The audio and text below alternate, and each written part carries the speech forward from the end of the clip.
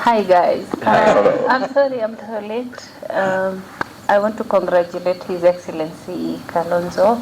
Congratulations so much. You deserve it. You deserve more than this. Thank you so much for standing with us. It's really a breath of fresh air when we have such group of people, such honorables, and standing behind us in a country that's calling us criminals, a country that is abducting us, a country that has become lawless. Everyone is losing their minds here. We are losing our minds, honestly. It's become really hopeless. So it is genuinely heartwarming when we have you, such people, recognizing this, standing with us, standing by what is right. Standing by us means standing by what is right, honestly. So thank you. It means a lot. Congratulations, Honorable. And please help us take this country back. Help us bring sanity back to this country, and for the sake of everyone we have lost. And since we're talking about peace, peace goes hand in hand with justice. There has to be justice too for peace to be there.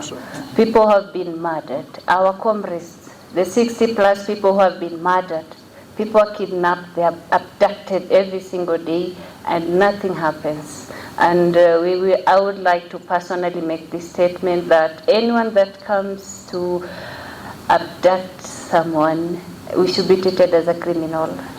The way this country is going, officers don't identify themselves and they do whatever it is they want.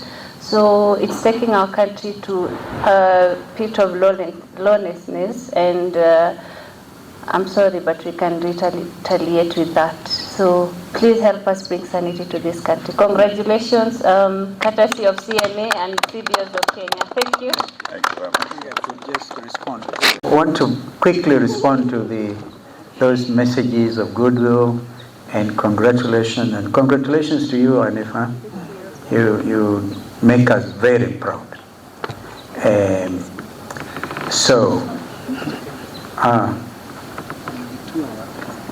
On abductions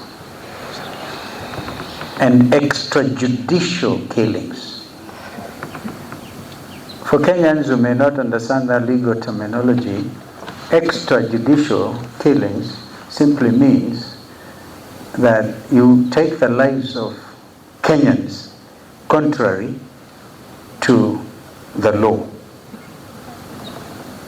And there's criminal law which establishes how somebody can be hanged. And I remember one time I was responsible for the Ministry of Home Affairs under Mzee Kibaki, and I was brought a list by the Director General of Kenya Prisons, and the list had over 3,000 people on the death row. The death row ni wale wanangojea tu kunyongwa. You hang by the rope, the judge will say, hang by the rope until you are dead. Pronounced dead. Anybody who takes life other than in accordance with the law is actually committing a crime themselves. But I can tell you, Mzee Kibaki and I looked at that list, and we said, nobody has the right to take anybody else's life. Even Mzee Kibaki, who could have signed, decided to commute those sentences to life in prison. What we need to do, our legislators, is you now have to define what is the meaning of life in prison. What is the meaning of life imprisonment? I think is one issue which is outstanding. In Rwanda, they do not have capital punishment under the constitution. By the way, the example of Rwanda is also worth following, CMA, because they have the gacaca courts, where to decongest the prisons, as your colleague has just said, you get people sitting, wazee, they get gacaca courts, they dispense quick justice. Those who have to forgive each other, forgive, they embrace, they cry together, and the society gets healed. Here in Kenya, it is punishment after punishment, breaking people's nerves and hearts. Abductions continue even as we speak. Because I look at those Gen Zs who are sending what, wherever, and here we are referring to data protection, which is also getting violated, and they follow young people, they abduct them, they kill them, you will not go unpunished. And that does not mean I'm not a peacemaker. We are told here and clearly, you cannot have peace without justice. Yeah, and you cannot also have development, as the late Desmond Tutu said, without no development without peace as well. So these things are not contradictions. The times we live in are perilous times, and Kenyans are feeling it. We want to tell Kenyans, you are not alone. Broad-based, we heard over the weekend that kuna wengine wana peremende, so I called it bread-based, bread and peremende-based government. But that's okay, it's our country. That is not name-calling. You can be sure that you will never get from this awardee stone throwing. We will throw stones from our heads.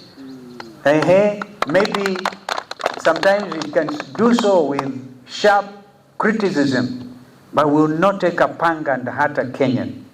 We will not get a stone and hit a fellow Kenyan. That is a message to the leaders. So let us be very sharp about this. Once again, thank you. Thank you, my brothers here, and young Gen Z here, Kamau. According to me, broke a world record here, Kenya. He drove from here to Luanda and drove back on Saturday. Young man driving himself. They have energy also, and they talk like Hanifa. They don't follow any protocol. I just tell you as it is. Kama kuna maswali, one or two we can take. Kama hakuna, yes sir. Chris, when I work for Ramogi TV. Yes, Ramogi. Two questions that are intertwined. The first one, I just talked about the Azimio, and some days back, you alluded to the fact that you are planning to walk out of Azimio. Have you invoked the exit clause? Is this what you're reporting from Ramogi? Please go and report correctly. We are not walking out of Azimio, for sure. We are not the type to walk out of a challenge. That's it.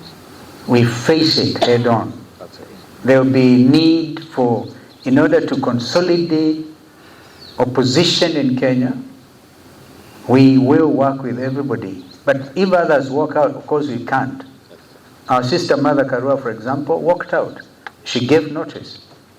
I don't think that the DAP has given notice, or Wiper, or Jubilee. No. So, Chris, just report that nobody is walking out from this side. And the ones who have given notice, and because we believe it is good. It is good. Well, we'll talk to everybody going forward. Yeah, we'll talk to everybody so that we build a strong coalition.